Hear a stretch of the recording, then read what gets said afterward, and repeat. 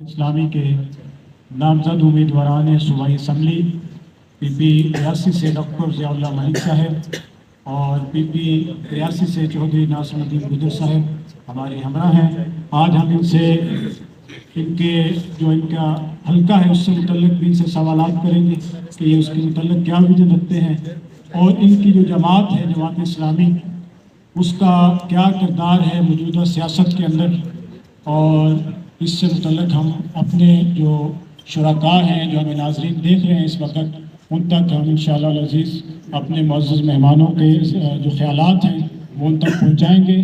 تو میں سب سے پہلے تو اپنے جو معزز مہمان ہیں ان کو خوش آمدید کہتا ہوں آج کے اس ٹاک شو کے اندر۔ محترم ڈاکٹر ضیاء اللہ ملک صاحب السلام علیکم، خوش آمدید۔ چودھری ناصر الدین گجر صاحب آپ کو بھی خوش آمدید، آپ تشریف لائیں، وطن نکالا آپ دونوں حضرات نے، آپ کا بہت بہت شکریہ۔ ڈاکٹر صاحب سب سے پہلے تو میں آپ سے سوال کرنا چاہتا ہوں کہ کوئی بھی فرد جب سیاست میں آتا ہے تو اس کی کوئی وجہ ہوتی ہے، اس کے ذہن میں کوئی پس منظر میں کوئی ایسی چیزیں ہوتی ہیں جس کی بنیاد پہ لوگ سیاست کا رخ کرتے ہیں، اور پھر آپ نے سیاست میں حصہ لیا اور پھر جماعت اسلامی کے پلیٹ فارم سے لیا، تو آخر یہ کیا وجہ تھی؟ کائنڈلی آپ اس حوالے سے ہمارے ناظرین کو آگاہ کریں کہ آخر ایسی کیا چیزیں ہیں جس کی بنیاد پہ آپ سیاست میں آئے اور آپ جماعت اسلامی کے پلیٹ فارم سے الیکشن میں حصہ لے رہے ہیں۔ اعوذ باللہ من الشیطان الرجیم، بسم اللہ الرحمن الرحیم، الصلاۃ والسلام علی یہ دوسرا اسپیکر بھی بند ہے۔ عاقبۃ للمتقین، الحمدللہ۔ افسر پہلے تو میں اپنی مبارکباد پیش کرتا ہوں، شاید یہ خوشحال کی ہسٹری میں پہلی دفعہ ہوا ہے اس طرح کا کوئی پروگرام آرگنائز ہو رہا ہے جس میں یوتھ کو بلایا گیا ہے،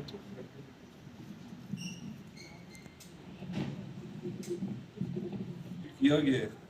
میں سمجھتا ہوں کہ یہ دنیا کی جو کامیاب ترین سیاسی نظام ہے اس کے اندر یہ طریقہ پایا جاتا ہے کہ جو بھی بندہ نمائندگی کے لیے آتا ہے وہ پبلک میں آ کے اپنے آپ کو پیش کرے اور اپنی جو نقطۂ نظر ہے اس کو بھی بتائے اور اپنے پلان کے ساتھ عوام کو آگاہ بھی کرے۔ یہ جو اسٹل فوٹوز ہیں کہ صرف چپ کر کے آپ اپنے فوٹو دکھاتے رہے لوگوں کو اور ان کی نمائندگی کے لیے اپنے آپ کو پیش کرتے ہیں اور آپ اندر سے لوگوں کو مطمئن نہ کر سکیں کہ آپ آئے کیوں اس میدان میں۔ تو آپ نے بڑا اچھا سوال کیا ہے۔ میرا سوال ایک شعر سے میں اس کو آغاز کروں گا کہ تقدیر کے قاضی کا یہ فتویٰ ہے ازل سے کہ ہے جرم ضعیفی کی سزا مرگ مفاجات۔ اس کا بادی نظر میں تو ساروں کو پتہ ہوگا، لیکن میں نے اس کا جو مطلب لیا ہوا ہے وہ یہ ہے کہ جب آپ اپنی چیزوں کے بارے میں نہیں سوچتے تو پھر اس کے آپ کو نتائج بھی نہیں ملتے۔ تو جرم ضعیفی یہی ہے کہ آپ جب بولتے نہیں ہیں تو جرم کیا آپ نے، مرگ مفاجات آپ کو اپنے فوائد سے ہاتھ دھونا پڑتا ہے۔ تو سیاسی نظام کے اندر جب تک پڑھے لکھے، جب تک زندگی کے کسی شعبہ میں کچھ اپنے کام انہوں نے اپنے کر آئے نمایاں جو وہ سمجھتے ہیں، یہ جو انہوں نے زندگی میں کچھ کام کیا ہے، کچھ نہ کسی فورم پہ انہوں نے اپنی خدمات دی ہوئی ہے، ایسے لوگوں کو ہی آگے آنا چاہیے، ایک بات۔ اور دوسرا ایک انگریزی کی کہاوت ہے، اگر آپ اپنے آپ کو کسی چیز کے لیے چھپا کے رکھیں گے یا سامنے نہیں آئیں گے اور اپنے وسائل کو اور اپنی انرجیز کو آپ تھکاوٹ یا پریشر محسوس کریں گے یا اس طرح کے معاملات سے گزریں گے تو شاید پھر آپ کی بجائے کچھ ایسے لوگوں پر آ جائیں گے جو اس معاملے کو بہتر نہ کر پائیں اور معاملہ خراب ہو جائے اور پھر بعد میں آپ اٹھتے رہیں۔ اور اس سے بھی سب سے بڑی بات میں جو سمجھتا ہوں کہ آج کل کے دور میں اگر پرامن اسلامی انقلاب ہمیں چاہیے تو اس کے لیے سیاست ہی ایک راستہ ہے، اور سیاست کے میدان میں جو بندہ بھی اپنی استطاعت کے مطابق حصہ لے لے گا تو وہ کم از کم اپنے اینڈ سے فرض ادا کر لے گا، اور آخرت میں جب اس سے بہرحال ہمارے سے سوال ہونا ہے کہ ہم نے دنیا میں کیا کنٹریبیوٹ کیا ہے سوسائٹی کے لیے یا اسلام کے لیے یا نظام کے لیے، تو بہرحال بندوں کے لیے کسی فارم میں بھی کنٹریبیوشن انشاءاللہ تعالی ہم سارے وہ دوست جو کہ جماعت اسلامی کے فورم سے پارٹیسپیٹ کریں گے ان کو آخرت کے اندر انشاءاللہ تعالی نبی پاک صلی اللہ علیہ وسلم کے سامنے شاید کوئی عذر کو پیش کر سکے کہ ہم نے کم از کم اپنے اینڈ سے یہ کام۔ جی ڈاکٹر صاحب، کیونکہ ہمارے پاس ٹائم کی شارٹ کی جو ہے، اس لیے ہم مختصر چاہتے ہیں کہ آپ سوالات کے جوابات دیں. تو میں اب چودھری ناصر گجر صاحب کی طرف آتا ہوں کہ سب سے پہلے تو گزشتہ دنوں آپ کے حلقے میں ایک جماعت اسلامی کا پروگرام عید ملک کے نام سے ہوا، تو بہت کامیاب ہوا ہے. آپ کو اس کی مبارکباد پیش کرتا ہوں. اور میں اس حوالے سے آپ سے سوال بھی کرنا چاہتا ہوں کہ پہلی دفعہ دیکھنے میں آیا ہے کہ جماعت اسلامی کے پروگرامات کے جو طے شدہ انتظامات تھے وہ کم نظر آ رہے تھے، لوگ اس قدر زیادہ آئے. تو آخر اس کی کیا وجہ ہے کہ لوگ پہلے نہیں آتے تھے، اب آنا شروع ہو گئے؟ تو کائنڈلی اس حوالے سے ذرا ہمیں جواب پیش کریں. جی بالکل، آپ نے بڑا اچھا سوال کیا ہے کہ پہلے جماعت اسلامی کے پلیٹ فارم پہ بہت کم لوگ نظر آتے تھے، اور جو ہماری عید مدن پارٹی ہوئی ہے اس کے حوالے سے اتنا انتظام کیا گیا تھا، ہماری امید سے زیادہ عوام وہاں آئی ہے. اس سے یہی چیز ثابت ہو رہی ہے کہ اس وقت تمام جماعتوں سے نا دنیا تنگ آ چکی ہے، اور وہ دوبارہ پلٹ کے جماعت اسلامی کی طرف آ رہی ہے. اور اللہ کا شکر ہے کہ آپ کو بھی دیکھنے میں آیا ہے کہ یہ عید ملک پارٹی ہوئی ہے، ہزاروں کی تعداد میں بندے ادھر پہنچ گئے ہیں، اور بہت اچھا ہوا ہے کہ انشاءاللہ اللہ کے حکم سے آنے والا وقت ہمارا ہے، اور انشاءاللہ جماعت اسلامی ون کرے گی. سر میں آپ سے یہ بھی پوچھنا چاہتا ہوں، جس طرح میں نے ڈاکٹر ریاض صاحب سے بھی پوچھا کہ آپ کا سیاست میں آنے کا مقصد کیا ہے، اور پھر آپ نے جماعت اسلامی ہی کیوں چوز کیا ہے الیکشن کا؟ جی حافظ صاحب، بالکل آپ بات ٹھیک کہہ رہے ہیں کہ میرا سیاست میں آنے کا کیا مقصد ہے اور کیوں میں نے جماعت اسلامی تجویز کی ہے. پہلے بھی میں کچھ جماعتوں میں رہ چکا ہوں. یہ ڈسٹرکٹ خوشاب میں پی ٹی آئی کا کوئی وجود نہیں تھا، اس وقت میں ڈسٹرکٹ جنرل سیکرٹری تھا پی ٹی آئی میں. ان میں بیٹھا ہوں، اٹھا ہوں، کھایا پیا، دیکھا ہے یہ کیا کر رہے ہیں. اسی طرح اس سے پہلے نون کا دور تھا، نون میں بھی رہا ہوں. لیکن جب میری سمجھ میں یہ چیز آئی ہے کہ یہ لوگ سارے بازاری لوگ ہیں، یہ اپنے مفاد کے لیے سب کچھ کر رہے ہیں، عوام کے لیے کچھ بھی نہیں کر رہے. پھر میں نے یہ سوچا ہے کہ یار اللہ کی راہ پہ دیکھو، اللہ کا شکر ہے الحمدللہ، اللہ تعالیٰ نے ہر چیز سے ہمیں نوازا ہے، کسی چیز کی کمی نہیں دی، نہ اولاد کی کمی دی، نہ رزق کی کمی دی. میرا شروع سے ویسے ایک ذہن ہوتا تھا کہ عوام کی خدمت کی جائے. کافی ٹائم بعد گزر گیا، جب پاکستان میں آئے تو یہی چیز سوچی. پھر میں جماعت اسلامی میں بیٹھنا اٹھنا شروع کر دیا، اور پھر مجھے سمجھ آئی کہ یار یہ واحد وہ جماعت ہے کہ جو ہمیشہ اپنے بارے میں نہیں کچھ سوچتی، عوام کے بارے میں سوچتی ہے. اللہ نہ کرے کبھی بھی پاکستان میں کیا کسی کونے میں دنیا کی آفت آئی ہے تو جماعت اسلامی بڑھ چڑھ کے اس کا کارکن رکن ہر جگہ پہ نظر آیا ہے، اور کسی جماعت کا نظر نہیں آیا. اس لیے میں نے سوچا کہ نہیں، حق اور سچ کا رستہ ہے، اور یہی جماعت ہے کہ جس کی خدمت کی جائے انسانی تو یہی رستہ دکھا سکتی ہے. اس لیے میں نے جماعت اسلامی چوائس کی ہے. جی میں ڈاکٹر ریاض صاحب اگلا سوال آپ سے یہ کرنا چاہتا ہوں کہ آپ کے حلقے کے اندر ایک ایسا حصہ بھی آتا ہے ضلع خوشاب کا، جس کو اس پوری ریجن کا وادی سون، جس کو مری بھی لوگ کہتے ہیں، ایک خوبصورت علاقہ ہے. اگر آپ منتخب ہوتے ہیں تو آپ اس علاقے کے ڈیولپمنٹ کے لیے کیا پلان رکھتے ہیں، اور جس کی بنیاد پر وہاں پہ لوگ وزٹ کے لیے آئیں اور مقامی لوگوں کی معیشت مضبوط ہو، لوگوں کا روزگار وہاں پہ چلے، تو آپ اس حوالے سے کوئی پلان رکھتے ہیں تو وہ شیئر کریں؟ ہاں جی، ہم سب یہ بڑا بڑی خوش نصیبی ہے کہ وادی سون کو دیکھنے کا موقع مل رہا ہے. اور یہ پہلی دفعہ خوشاب شہر کے ساتھ ان کا ہمارا ایڈ ہوئے، اور بہت اچھے وہاں پہ ہمارے وزٹ رہے. اور جو آپ نے بات پوچھی ہے سوال، تو وادی سون کوئی بھی جگہ ہے اس کو ڈیولپمنٹ تو چاہیے ہوتی ہے، اس میں تو کوئی شک نہیں.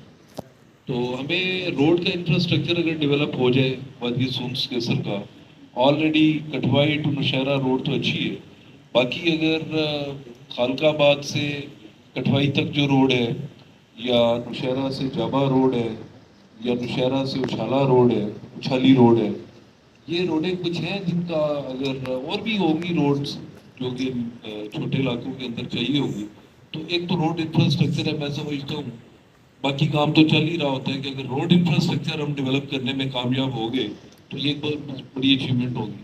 پھر ہمیں ایک ہارٹیکلچر ڈپارٹمنٹ چاہیے. میں سمجھتا ہوں کہ یہ ویسے تو بڑی خوبصورت پہاڑی علاقہ ہے اور بڑا لینڈسکیپ اچھا ہے، تو ہمیں نوجوانوں کے لیے ہائکنگ، یہ جو پہاڑ چڑھنے کے ہوتے ہیں مختلف طریقے، کلائمبنگ ہے، اس میں کیمپنگ ہے، تو یہ کوئی بہت ایکسپینسو فیسلٹیز نہیں ہے. ہارٹیکلچر تھوڑا سا خوبصورت کرے گا ڈپارٹمنٹ اس ایریا کو، اور جو ٹورزم ڈپارٹمنٹ ہے وہ تھوڑا نوجوانوں کے لیے ایسی ایکٹیویٹیز لے کے آئے گا.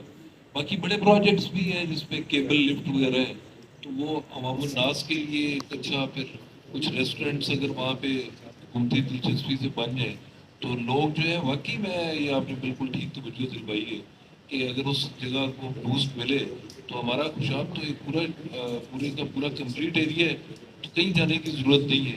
تو میں سمجھتا ہوں اس سے ہمارے بچوں کو، ہمارے نوجوانوں کو نیچرل جو ہمارا سارا بیوٹی ہے اس کے ساتھ اویئرنیس کا بھی موقع ملے گا، اور ان کی جو ہے صحت بھی بہتر ہوگی، اور انہیں یہ سرگرمیاں جو ہے کرنے کا موقع ملے گا. جی چودھری ناصر صاحب، آپ کے حلقے میں بھی جو محلے بکو ہے اس کے اندر ڈسٹرکٹ ہیڈ کوارٹر کا شہر جو ہے جوہر آباد وہ اس میں واقع ہے، اور یقیناً جو ڈسٹرکٹ ہیڈ کوارٹر ہوتا ہے وہ پورے ضلع کا فیس ہوتا ہے. لوگوں نے وہاں آنا ہوتا ہے، وہاں پہ تمام تر دفاتر موجود ہوتے ہیں انتظامیہ کے لیے. اور اس شہر سے متعلق میں آپ سے پوچھنا چاہتا ہوں کہ آپ کیا پلان رکھتے ہیں کہ اس کو ماڈل سٹی بنا سکیں آپ منتخب ہونے کے بعد؟ کوئی ایسی کیا پلاننگ ہے آپ کے پاس؟ جی حافظ صاحب، بالکل انشاءاللہ اللہ تعالیٰ نے موقع دیا ہمیں، اور بڑی امید رکھتے ہیں اللہ تعالیٰ کے گھر سے کہ انشاءاللہ اس دفعہ ہمیں موقع ملے گا. جس طرح عوام ہمارے ساتھ چل رہی ہے اور جلدی سے جلدی جماعت اسلامی کو جوائن کر رہی ہے، تو انشاءاللہ ہمیں موقع ضرور ملے گا. میں انشاءاللہ منتخب اگر ہوا شاپ کے لیے تو میرا پہلا جو سٹیپ ہوگا نا جی، وہ یہ ہوگا کہ جیسے ہمارے ڈسٹرکٹ ہیڈ کوارٹر جوہر آباد میں DHQ ہے، تھوڑی بہت تو کوئی ایمرجنسی ہوتی ہے یہاں پہ جاتے ہیں، ان کو دے دیتے ہیں. کچھ اللہ نہ کرے ایسی کوئی مسئلہ مسائل تھوڑا بڑھتا ہے بیماری کا، تو یہاں ہمیں ٹرانسفر کیا جاتا ہے اسلام آباد، کبھی لاہور، کبھی فیصل آباد. میں انشاءاللہ اپنے دور حکومت میں جب اللہ نے یہ موقع دیا تو سب سے پہلے تو اس کو اتنا جدید کروں گا کہ کسی کو ڈسٹرکٹ خوشحال سے باہر جانے کی نا ضرورت نہیں پڑے گی. ہر سہولیات جو ہے نا اس میں ڈسٹرکٹ ہیڈ کوارٹر DHQ میں ہوگی. اور اس پانی کا بہت سارا مسئلہ ہے ادھر، بہت زیادہ مسئلہ، سب سے زیادہ بڑا مسئلہ ہے پانی کا. اور پانی ایک ایسی چیز ہے کہ انسان کی صحت کے لیے نا بہت ضروری ہے کہ اچھا پانی اس کو ملے. تو پانی کے سسٹم کو ٹھیک کریں گے، سیوریج کے سسٹم کو ٹھیک کریں گے. اس کے بعد جتنی ہماری گرینز بیلٹ وغیرہ پڑی ہوئی ہیں، کہاں جانور بنے ہوئے ہیں، کہاں ویسے بیران ہیں، کہاں جھاڑیاں لگی ہوئی ہیں، انشاءاللہ بچوں کا یہ اچھے سے اچھا پارک بنانے کی کوشش کریں گے. اور ظاہر ہے کہ ہاسپٹل بننے سے بہتر ہے کہ انسان بچے وہاں کھیلیں اور صحت مند زندگی جو ہے نا گزاریں. تو انشاءاللہ اللہ تبارک تعالیٰ نے جب موقع دیا تو ایسی پلان ہمارے ذہن میں ہے کہ ضرور یہ کریں گے. اور روڈ کے حوالے سے کہ اچھے روڈ ہوں، اچھی گلیاں ہوں، سیوریج کا نظام اچھا ہو، اس چیز کی سہولیات ضرور کریں گے. ڈاکٹر صاحب، میں کیونکہ آپ ایک ڈاکٹر سرجن ہیں اور آپ اس شعبے سے منسلک ہیں، تو آپ کیا کوئی ایسی پالیسی ذہن میں رکھتے ہیں کہ جو آپ ایوان اقتدار میں جا کے پیش کریں گے کہ جس کی بنیاد کے اوپر آپ سمجھتے ہیں کہ ہمارے سرکاری اسپتالوں کے اندر وہ مہنگے ترین علاج عام لوگوں کو میسر ہوں گے جو کہ ان کو پہلے میسر نہیں ہے؟ اس حوالے سے کوئی پالیسی آپ رکھتے ہیں؟ جی بڑا اچھا سوال ہے آپ کا. پوری دنیا کے اندر جو ہے نا وہ ریفرل سسٹم تو موجود ہے، کیونکہ میں سیدھے ڈاکٹر کہہ رہا ہوں کہ پرائمری لیول ہے ٹریٹمنٹ کا، پھر سیکنڈری لیول ہے، پھر ٹرشری لیول ہے.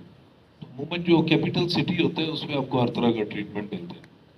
تو میں سمجھتا ہوں کہ ہمارے پاس جو ہے کانفلکٹ آف انٹرسٹ کا بڑا معاملہ ہے. اس کو اگر میں ایکسپلین کروں تو وہ یہ ہے کہ ہمارے جو یہاں کے اچھے اور برے کی تمیز کرنا بڑی ضروری ہے. یعنی کہ ہم اچھے ورکرز کو جو دور دراز کے علاقے ہوتے ہیں وہاں پہ اگر آپ ڈاکٹرز کو اچھی پے دیں، نرسز کو اچھی پے دیں، عملے کو اچھی پے دیں، ایمرجنسی کو بالکل فری کریں، ایمبولینس سروس جو ہے بہت اچھی ہو، تو ان چیزوں پہ اگر نظر دوڑائی جائے، اور اچھے اور برے کی تمیز کیا ہے کہ اچھے کو ریوارڈ دیں، اس کو اپریشیٹ کریں، اس کو ٹائملی پروموشن دیں، اس کو کسی قسم کی اس کے ساتھ زیادتی نہ ہو ڈپارٹمنٹل لیول پہ، اور جو ٹھیک کام نہیں کرتا اس کو بھی برا بھلا کہنے یا پنشمنٹ یا ٹرانسفر سے بہتر ہوتا ہے کہ اس کے لیے دنیا کے اندر آج کل ٹریننگ شاپس ہوتی ہیں۔ آج کل دنیا میں جو سب سے بڑا کام ہو رہا ہے نا، وہ بلڈنگز پہ نہیں ہو رہا، وہ انسانوں پہ ہو رہا ہے۔ اس کو وہ کہتے ہیں ایچ آر ڈیولپمنٹ۔ تو ایچ آر ڈیولپمنٹ ایک تو بندوں کو رکھتا ہے، وہ کسی بھی فیسلٹی کے حوالے سے اس کو مینیج بھی کرتا ہے، اور ساتھ جو بندے اس کے کم ورکر ہوتے ہیں، جو ذرا سلو ہوتے ہیں یا اس معیار پہ ان سٹینڈرڈز پہ پورے نہیں اتر رہے ہوتے جو چاہیے ہوتے ہیں کسی بھی ایریا کے لیے، تو ان کی کیپیسٹی بلڈنگ کی جاتی ہے، موٹیویشن کی جاتی ہے، انہیں ایسے جگہوں پہ ٹریننگ دی جاتی ہے کہ ان کا بھی کام کرنے کو دل کرے، نہیں تو پھر ان کا آپ نے محاسبہ بھی کرنا ہوتا ہے، کیونکہ ایک چیز تو ہے۔ اور باقی رہی فیسلٹیز کی بات، تو میں جو صاحب سے ایگری کروں گا کہ ابھی ہمارے پاس صرف 125 بیڈ ہے پورے ڈسٹرکٹ کے لیے۔ ہم بھی دیکھ رہے ہیں کئی حکمرانی کے دور یہ 250 نہیں ہوئے، جو کہ ہر پورے جو جتنے ہمارے 36 ڈسٹرکٹس ہیں ان میں 250 بیڈ ہے جو صاحب، لیکن ہمارے پاس واحد خوشاب ہے جس میں 125 ڈسٹرکٹ ہیڈ کوارٹر پہ بیڈ ہے اور بے تحاشا جگہ ہے۔ تو سب سے پہلے وہ جو عیسیٰ والی بات کہ ہم جو ایسی فیسلٹیز کو انڈورس کریں گے جو یہاں پہ اویلیبل نہیں ہے، مثلاً ہارٹ کا پیشنٹ ہے کامن ہے، یا سرجری ہر طرح کے آپریشنس جو ہیں بیسک وہ ہونے چاہیے، اور اس سے بھی جو بات میں امپورٹنٹ بتانا چاہ رہا ہوں وہ یہ ہے کہ ہمیں میڈیکل کالج چاہیے یہاں پہ جو سب، اور میڈیکل کالج کے بننے کی اناؤنسمنٹ میں میاں والی میں میڈیکل کالج ہے، سرگودا میں میڈیکل کالج ہے، بکر میں بھی میڈیکل کالج بن گئے۔ میڈیکل کالج ہم حکومت سے انشاءاللہ پبلک سیکٹر کا گورنمنٹ کا لے کے آئیں گے تو اس سے آٹومیٹکلی یہ چیزیں امپروو ہو ماشاءاللہ جائیں۔ یہ ایک آپ نے اچھی ڈاکٹر صاحب بات رکھی ہے کہ میڈیکل جی یہ میرا کالج ہے اس کے حوالے سے یہ میرا ایم ہے، اگر یہ ہم سرکاری انشاءاللہ کریں گے، نہیں تو ہم انشاءاللہ کچھ ڈاکٹرز کے ساتھ مل کے ہم پرائیویٹ میڈیکل کالج گورنمنٹ کے ساتھ لائزون کے ساتھ ہم بنائیں گے، انشاءاللہ تعالیٰ اس سے امپرومنٹ آ جائے گی اور فائدہ ہوگا جوئی صاحب کی طرف جانا چاہ رہا ہوں۔ جوئی صاحب، یہ ماضی میں دیکھنے میں آیا ہے کہ جماعت اسلامی الیکشن کے دوران مختلف پارٹیوں کے ساتھ گیو اینڈ ٹیک کرتی ہے، کچھ جگہ پہ وہ اپنے لوگوں کو بٹھا دیتی ہے، کچھ کے ساتھ ایڈجسٹمنٹ کرتی ہے، تو کیا اس دفعہ کیا پالیسی ہے جماعت کی؟ کہیں آپ تینوں حلقوں سے آئے تو ہیں، کہیں کوئی وڈرا تو نہیں کریں گے کوئی حلقہ؟ نہیں انشاءاللہ جی، اس دفعہ ہمارے قائد کا حکم ہے جی کہ اپنے نشان پہ ہی لڑنا ہے، کسی کے ساتھ کوئی کمپرومائز نہیں کرنا، ہم نے کوئی سیٹ ایڈجسٹمنٹ نہیں کرنی ہے، ہم اپنے نشان پہ لڑیں گے اور اللہ کے حکم سے، اللہ کی مدد سے ون کریں گے اس چیز کو۔ یہ افضل بالکل آپ نہ سوچیں کہ ہم کسی سے نہ اس دفعہ ایڈجسٹمنٹ کریں گے، ایسے ہوگا ایسے ہوگا، کافی دفعہ ہمارے ساتھ یہ سلوک ہوا ہے کہ ایسے معاملات آئے ہیں لیکن اس کا رزلٹ نہیں صحیح نکلا۔ اس وقت پورے پاکستان میں جب الیکشن ہوگا ہم اپنے نشان پہ الیکشن لڑیں گے۔ اچھا، میں ایک یہ بھی سوال آپ سے کرنا چاہتا ہوں کیونکہ آپ پیٹرولیم کے شعبے سے وابستہ ہیں، آپ کا بزنس بھی یہی ہے اور آپ گزشتہ 7 سال سے پیٹرولیم ایسوسیشن ڈسٹرکٹ کوشاب کے جنرل سیکرٹری بھی ہیں، تو بسا اوقات یہ لوگوں کی شکایات سامنے آتی ہیں کہ آپ کے جو پمپس ہیں ان کے اوپر تیل جو ہے وہ خالص پیسوں کے بدلے میں خالص نہیں ملتا، وہاں پہ ایرانی تیل ہے یا جو آپ کا ریٹ ہونا چاہیے اس سے ایکسٹرا لوگ کہیں پہ لے رہے ہوتے ہیں، تو آپ اس حوالے سے کیا کاوشی کرتے ہیں کہ لوگوں کو کوالٹی تیل ملے اور ان کو جو ریٹ ہے اس کے مطابق؟ دیکھو جی، عرصہ 7-8 سال ہو گئے ہیں، الحمدللہ اللہ کا شکر ہے کہ پیٹرول پمپ مالکان ہماری اپنی برادری کی وجہ سے میں ڈسٹرکٹ جنرل سیکرٹری ہوں، اور اس چیز کے جو ڈسٹرکٹ خوشاب ہے نا، تقریباً اللہ کے فضل سے اس کی کسی چیز پہ کوئی کمپرومائز نہیں کی جاتی۔ واحد یہ ڈسٹرکٹ خوشاب ہے کہ اتنی بڑی شارٹیج بھی آتی ہے تو یہ اگر 2 پیٹرول پمپ بند ہوتے ہیں تو تیسرا کھلا ہوتا ہے۔ کوالٹی کی بات آپ کر رہے ہیں تو بالکل باتیں سننے میں آتی ہیں، لیکن پیٹرول پمپ پہ کوئی کوالٹی غلط اپنی نہیں ڈالتا، کہ اس نے اپنا نام تو نہیں خراب کرنا ہوتا.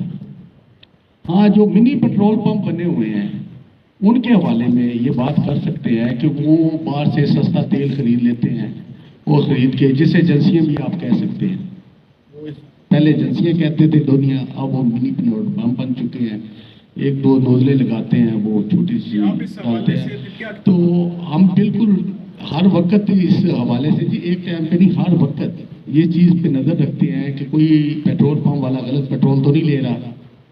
اگر ہمیں محسوس ہوتا ہے کہ کمپنی کی ٹرالا نہیں اس پہ آیا, کسی اور کمپنی کا آیا, تو ہم اس کے بارے میں بھی انکوائری کرتے ہیں کہ کیا بات ہے بھائی, کیا مسئلہ. اس وہ بول رہا ہے کہ میرا کمپنی میں تیل نہیں ہے, اس لیے یہ پی ایس او سے آ گیا ہے, پی ایس او والا کہہ رہا ہے اٹک سے آ گیا ہے. ایسے تو ہو سکتا ہے. تو ہم بالکل اس چیز پہ نظر رکھتے ہیں کہ کوئی چیز غلط نہ ہو. اور ریٹوں کے حوالے کی بات آپ نے کی ہے, تو ریٹ جو ہے نا, یہ منی پیٹرول پمپ جو بنے ہوئے ہیں نا ایجنسی وغیرہ محلوں میں, پیٹرول پمپ کی بیک سائڈ پہ چکوں میں, یہ ان کا اوور چارجز ہے.